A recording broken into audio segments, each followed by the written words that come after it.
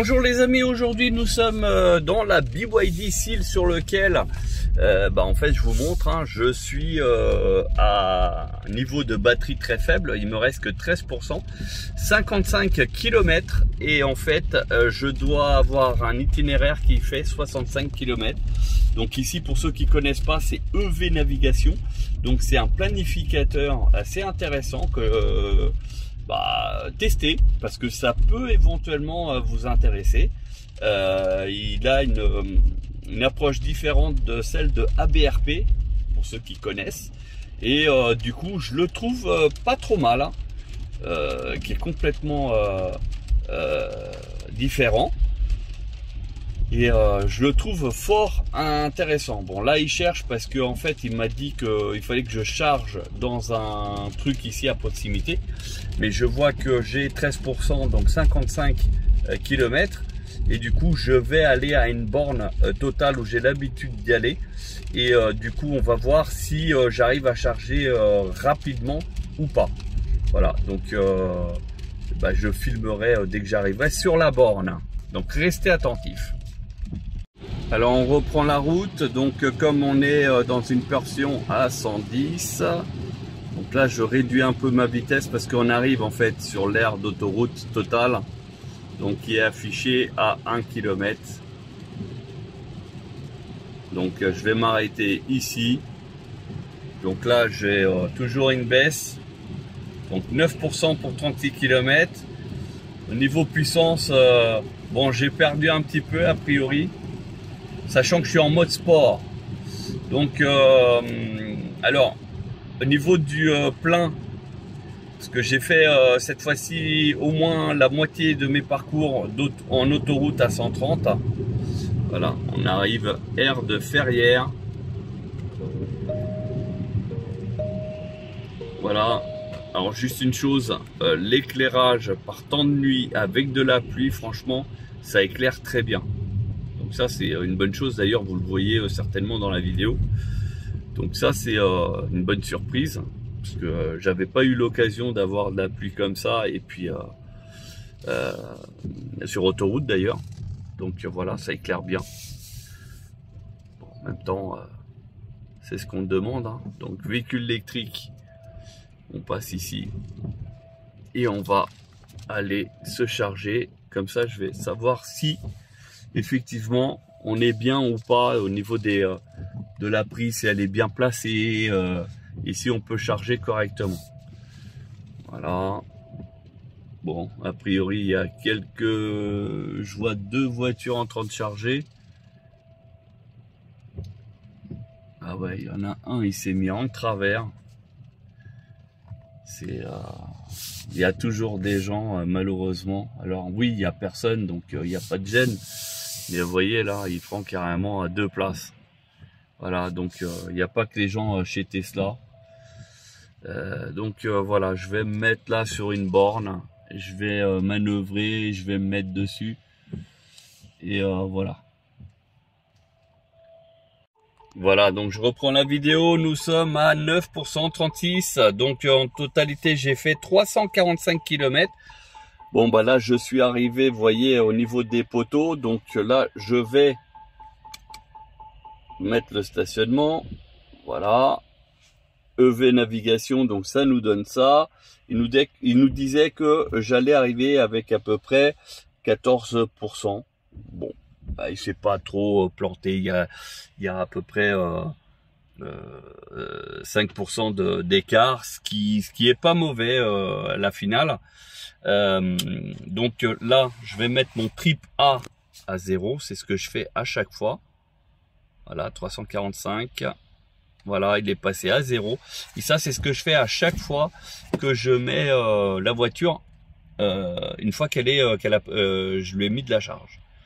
Voilà, allez, c'est parti, on va la mettre à charger. Je vais lancer l'application avec mon téléphone. Soyez attentifs parce qu'il peut y avoir une surfacturation si vous dépassez un certain temps et si vous laissez brancher. Alors, ça y est, je viens de lancer. Donc là, on va voir si il va monter en charge. Donc ça fait 22 secondes, je suis toujours à 0. Alors déjà, combien de temps il va mettre? 1 heure pour faire un 100%. Ah non, 1h15, 1 heure. Il est en train de compter. Bah oui. Puissance 104. Voilà, durée de charge, là c'est en train de se stabiliser tout en augmentant.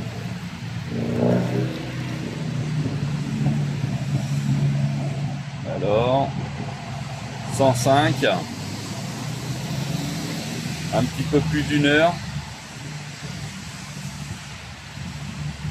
Alors, on va aller sur la voiture.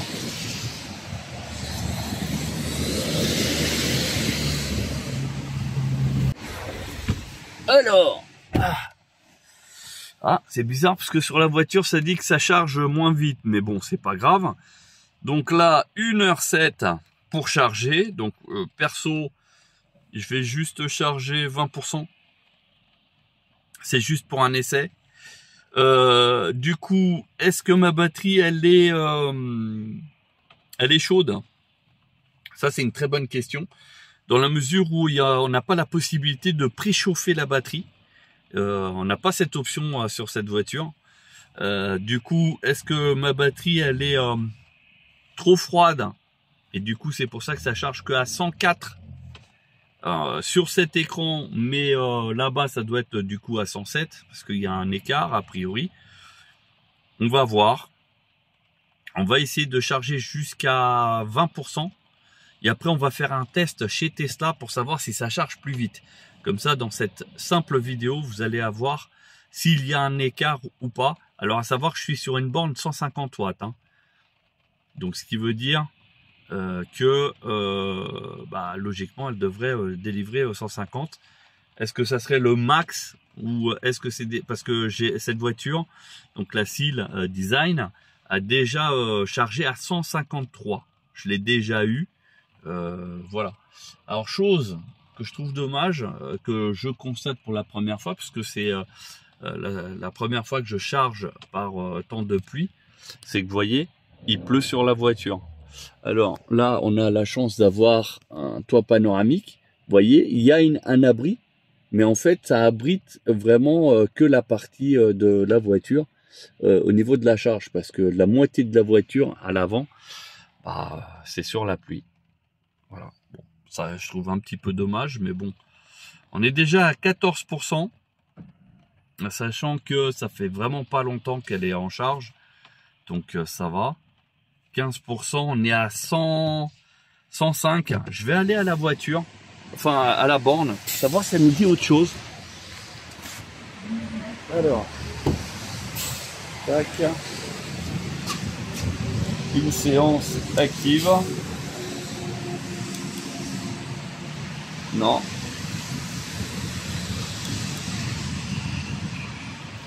Mince. Tac. Ici, il nous dit que ça fait 107,5, donc il y a à peu près 2 kW de différence. Voilà, on est à 16%. Bon, ça se fait doucement et tranquillement. Voilà, donc on est bien sur une borne 250. Il n'y a pas de souci.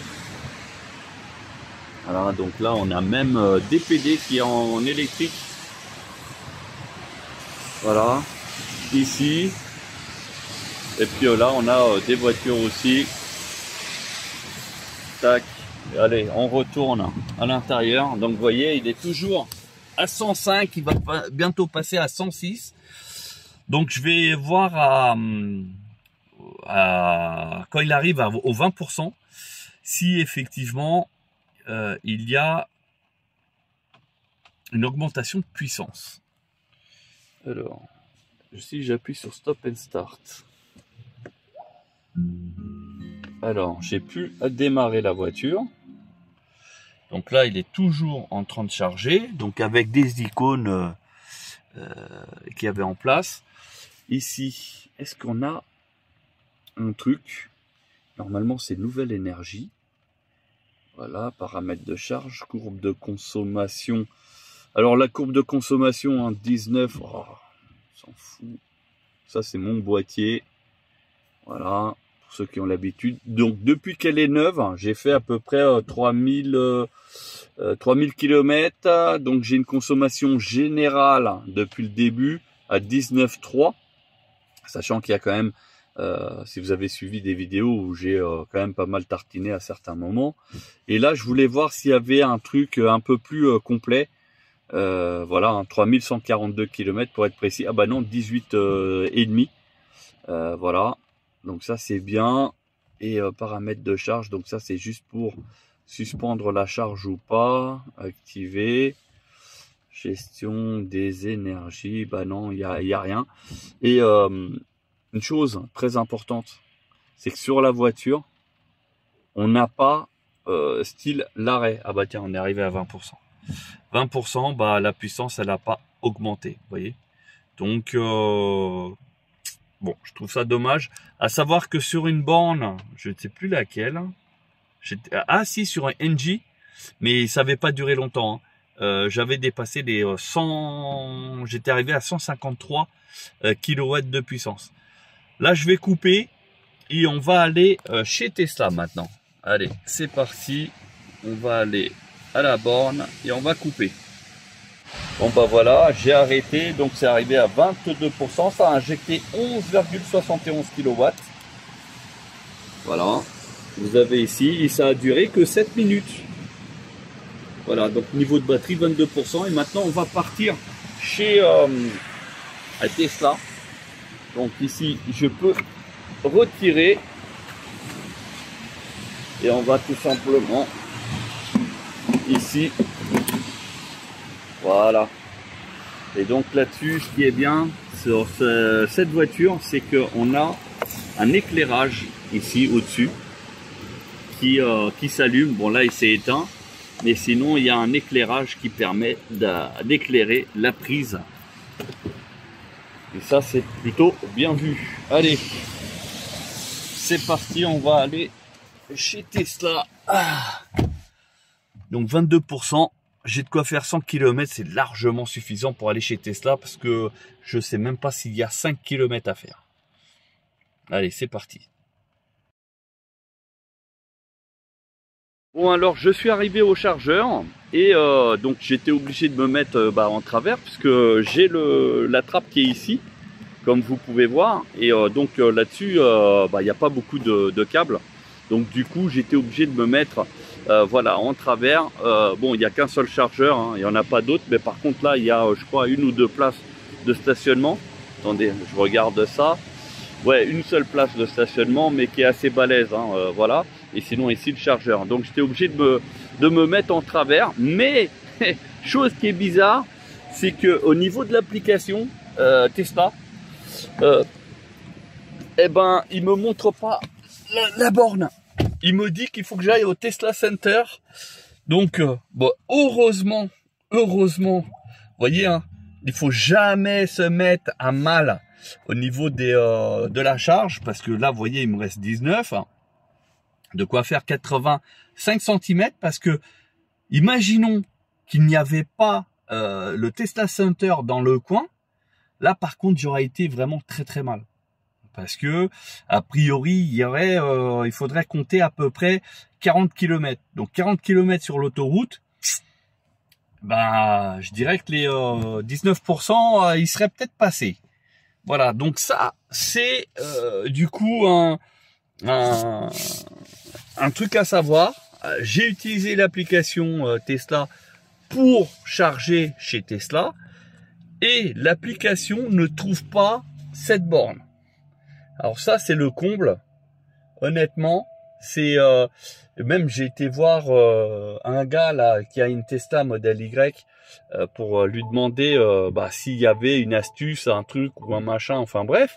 Et même lui, il a pris mon téléphone et l'a regardé, il fait ah ouais mais ça c'est la première fois qu'il a ça. Alors que lui, a priori, il n'a jamais eu de problème avec l'appli. Moi je lui ai montré, même lui il était étonné, il s'était dit tiens et pourtant j'ai bien activé l'antenne GPS, comme quoi voilà. Et voyez hein, là il y a des voitures, c'est le monsieur qui est là qui m'a dit, et puis vous voyez il y a toutes les bornes qui sont dispo, Et, et sur l'appli, ça dit qu'il n'y en a pas. C'est une dinguerie. Alors, l'avantage des Tesla, et d'ailleurs, il n'y a que des Tesla, hein, il n'y a rien d'autre. Alors, je pense que l'avantage des Tesla, c'est que comme il y a juste à mettre le pistolet, ça reconnaît la voiture et ça charge. Voilà, c'est le seul avantage. Et on est dans le Novotel, donc Val d'Europe. Bon, alors, on va aller directement chez Tesla Center à Bailly-Romainvilliers. Dans 150 mètres, prenez la donc le GPS, bon, il l'a retrouvé. Donc ça, c'est pas un problème. Donc je me laisse guider. Le GPS de la voiture, hein, là pour le coup. Donc je me laisse guider. Et puis, bon, je sais où il est, au cas où il se plante. C'est pour ça que j'ai mis le GPS de la voiture. Parce que voilà, je connais ici le coin, il n'y a pas de problème. D'ailleurs, on va passer devant Total où j'ai chargé d'ailleurs, parce qu'on va reprendre l'autoroute. Voilà, parce que tout à l'heure, comme il y avait une borne soi-disant plus proche, bah, du coup, je me suis dit, allez, on va le suivre. Et puis au final, non. Alors pour ceux qui reconnaissent un petit peu, on reprend l'autoroute A4.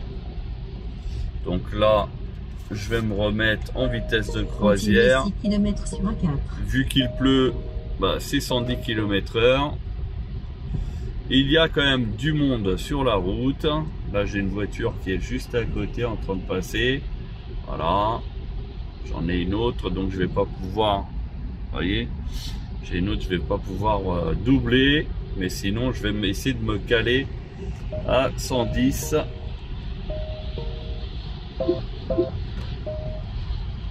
Voilà, donc il pleut.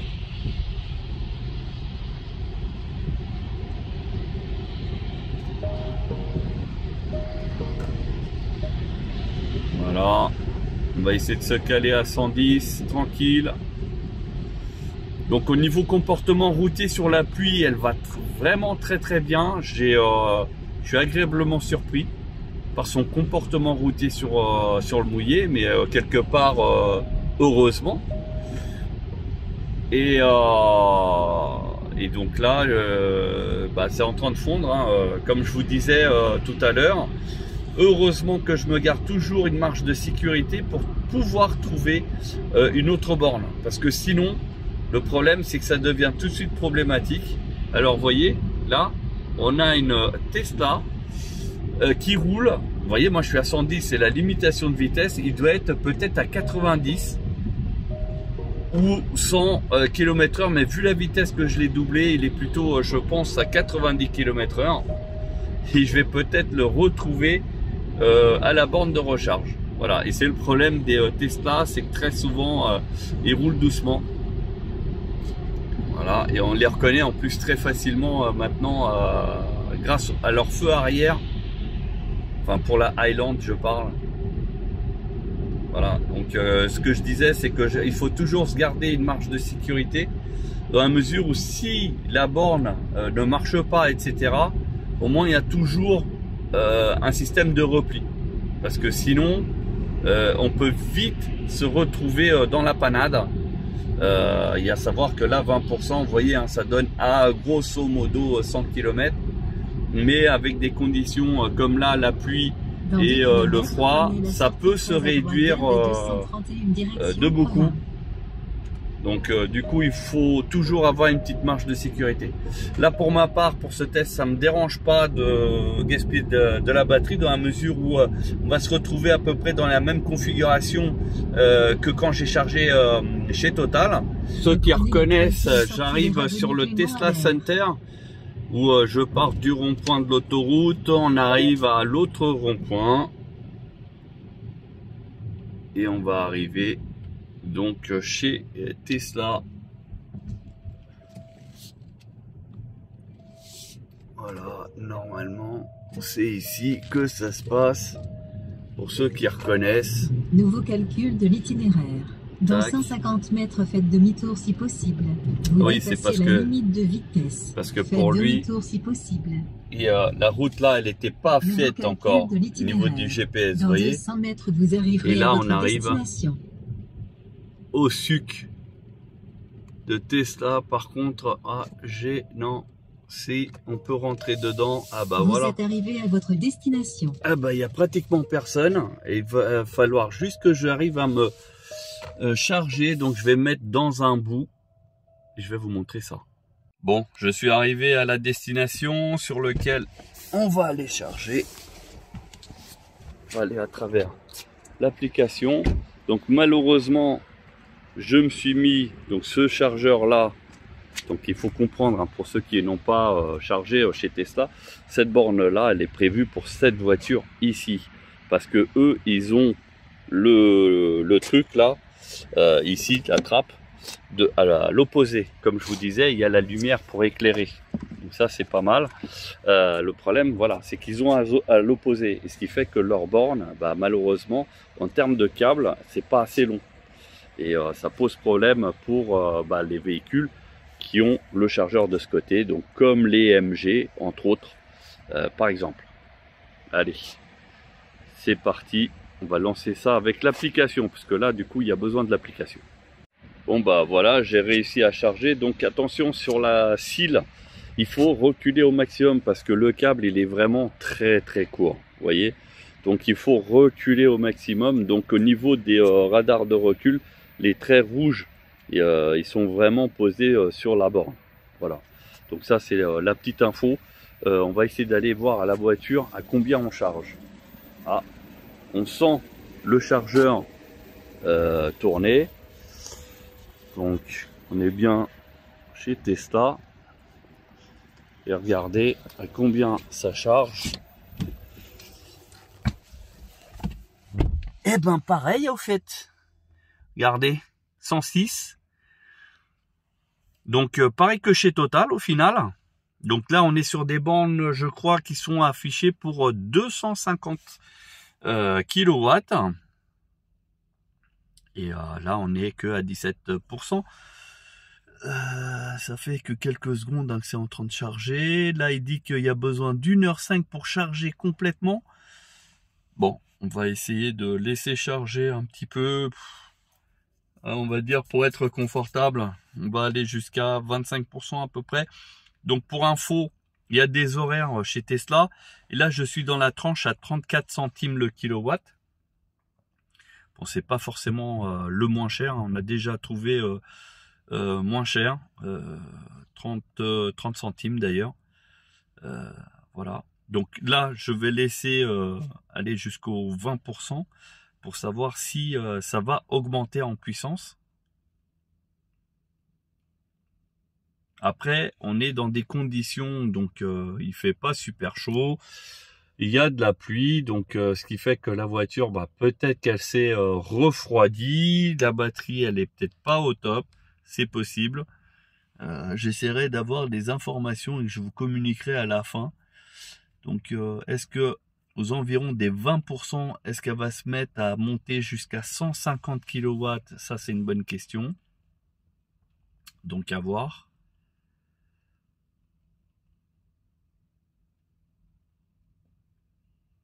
Voilà, on est arrivé aux 20%, vous voyez. Et j'ai pas l'impression que ça monte plus en termes de puissance. Et on est bien sur une voiture qui est complètement éteinte. Donc, entre guillemets, il n'y a rien qui fait que ça consomme. Maintenant, bah, je vais mettre le courant. Ouais, ça change pas grand chose. Donc, appuie sur le frein et puis je mets le contact. Donc là, vous avez le bruit. Il y a le chauffage qui est allumé aussi. Alors, est-ce que ça nous change quelque chose? On est à 21%. 6,4. 106,4 pardon. Donc bah, on est quand même loin des 150 promis. Donc bon, là pour finir ma session, je vais aller jusqu'à peu près 25, ce qui suffira pour pouvoir rentrer. Alors ce que je trouve dommage, c'est qu'il ne marque pas le nombre de kilomètres qu'on peut faire. Par exemple là avec les 22%, il devrait dire bah combien de kilomètres je devrais faire, calqué depuis la dernière conduite, c'est-à-dire sur les 50 derniers kilomètres en fait, vu mon type de conduite, il aurait dû estimer approximativement, donc un certain kilométrage, ce qui aurait été intéressant. Parce que là, du coup, c'est un peu à l'aveugle. Donc je sais que là, je peux faire à peu près 100 km hein, avec 20%. C'est à peu près, mais comme je vais faire de l'autoroute portion 130, donc c'est pour ça que je vais charger un petit peu plus, de manière à être un petit peu confortable pour arriver, on va dire, tranquillement, sans que j'ai besoin de réduire ma vitesse, etc. Voilà. Bon bah vous voyez, on arrive au 25%. Le temps restant à charge, il a diminué. Hein. Tout à l'heure, c'était 1h07 ou 1h06. Là, vous voyez, hein, ça fait 1h02. En même temps, il y a eu, je crois, 2-3 minutes hein, qui sont écoulées aussi. Donc, voilà. Mais, vous voyez, il n'arrive pas à 106, 105. Voilà, 25%. On y est. Donc, je vais désactiver. Voilà, je viens de ranger la borne. Donc j'ai chargé, bon le temps que ça s'arrête etc, je crois qu'on est arrivé à 26%, mais bon c'est pas grave, comme ça on sera vraiment bien, on va voir ce que ça donne.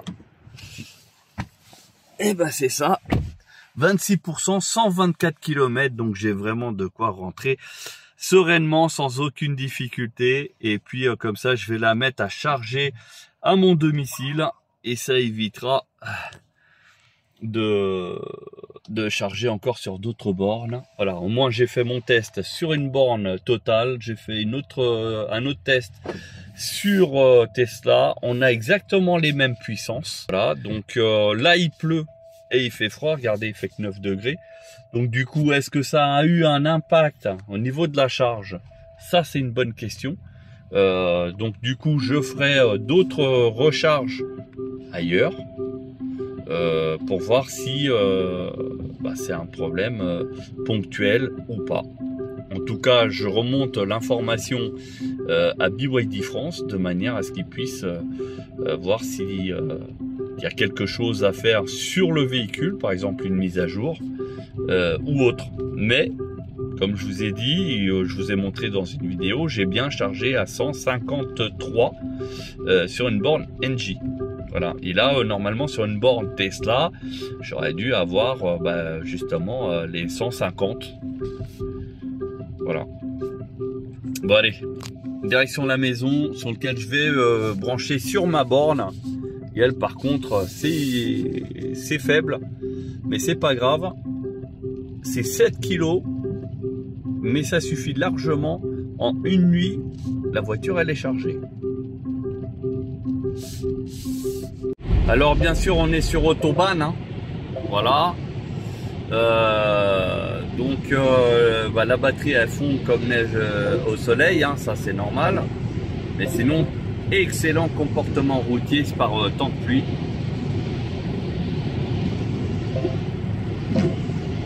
Voilà.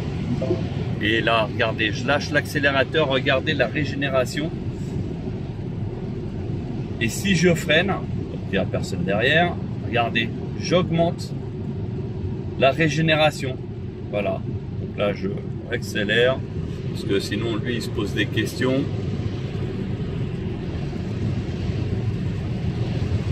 Donc, elle a une bonne reprise, la voiture. Et ça aussi, c'est bien de le souligner. Donc là, il me reste de quoi faire 67 km et je dois être à environ 25 km restants. Donc je suis large. Je devrais arriver, je pense, avec un petit 10%. Voilà, petit à petit, on va connaître la voiture par cœur et après, on connaîtra ses limites. Et on pourra donc parfois friser le zéro. Allez, c'est parti. On continue. Et voilà, j'arrive à destination donc avec tout juste 10%, de quoi faire 39 km. Donc j'ai bombardé, hein. J'étais sur l'autobahn, hein, n'oubliez pas. Et du coup, ça a permis de voir les performances sur le mouillé de nuit. Enfin, partant de pluie la nuit. Voilà. Et puis là, je vais la mettre à charger donc sur ma borne de Mystique. Donc là, je vais faire la manœuvre comme il faut. Je vais reprendre tout de suite après. Donc voilà, on est arrivé 10%, 41 km. Donc en gros, 15% me suffisait largement pour pouvoir rentrer, même avec une conduite rapide. On va dire que c'était rapide et du coup c'était largement suffisant. Là, je ne coupe pas le moteur exprès pour savoir si elle va charger tout de suite aux environs des 6 kW et demi ou pas. Donc, essuie-glace à 0. Donc, j'ai ma borne donc ici. Vous voyez, c'est éclairé. J'ai juste à prendre ici mon câble. Donc heureusement que j'ai une longueur suffisante. Donc ça c'est pareil. Voilà. Là, logiquement. Alors, est-ce que ça charge ou pas? Alors, note amicale. Le système de batterie. Alors, il est déjà en train de charger. Bon bah ça c'est bien. 10%, donc 4,3, 4,6, 5. Voilà, c'est en train de monter. Donc normalement la borne a fait 7 kg. C'est le max. Donc là en fait en gros hein, il dit que le véhicule il est allumé et si c'est le cas, si je l'éteins, donc là. Tiens, c'est bizarre, il s'est mis à 0. Alors, la puissance actuelle du véhicule est trop faible. La charge a commencé pour protéger le véhicule, d'accord. Et si vous voulez annuler la charge, veuillez retirer le chargeur. Mais non, mais moi je veux laisser. Alors, pourquoi il ne dit plus la puissance?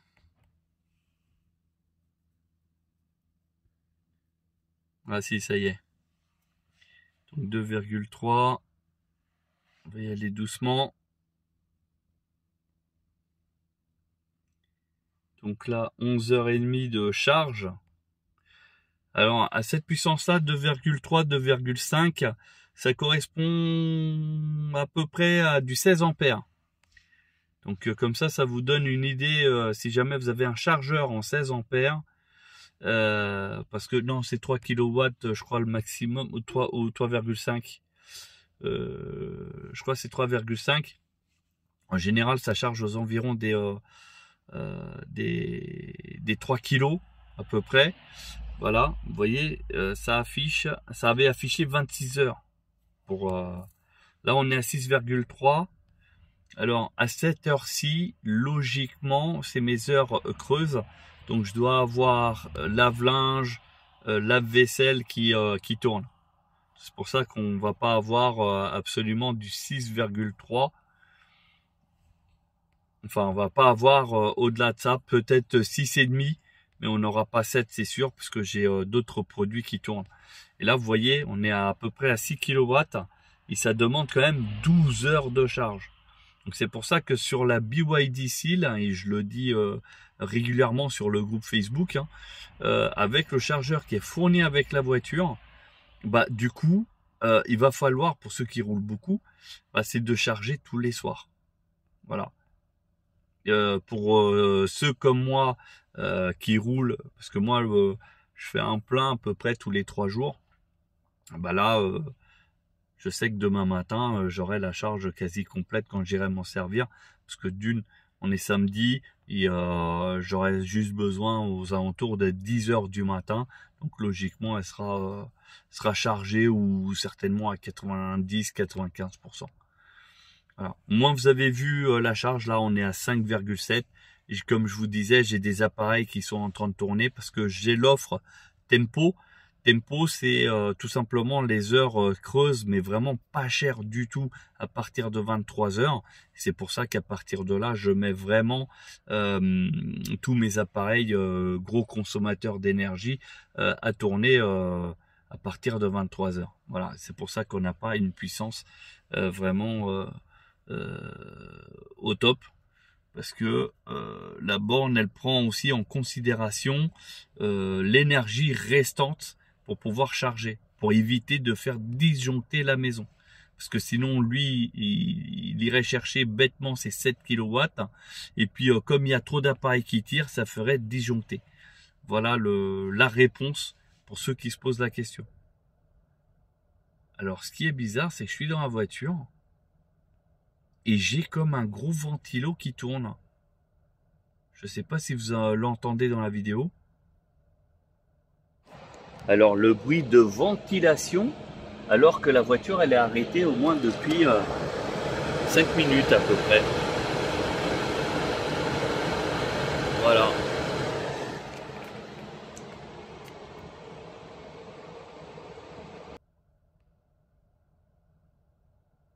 Ce qui est bizarre, c'est que la puissance est en train de baisser. Bon, c'est pas grave. De toute manière, j'ai tout mon temps. Voilà, donc résultat des courses, bah ça y est, ça a pris 1%. Résultat des courses, donc vous avez vu sur différentes bornes comment ça charge, le comportement, voilà. Pour ceux qui veulent avoir plus d'informations sur cette BYD Seal, bah, je vous conseille de vous abonner à la chaîne parce que je vais faire énormément de vidéos, enfin il y a énormément de vidéos qui sont prévues et qui pourront certainement vous aider aussi à avoir une autre vision des choses. Et puis je vous remercie déjà d'avoir visionné cette vidéo jusqu'au bout et n'hésitez pas à liker mais surtout à vous abonner pour d'autres contenus sur l'automobile. Je vous dis à très bientôt.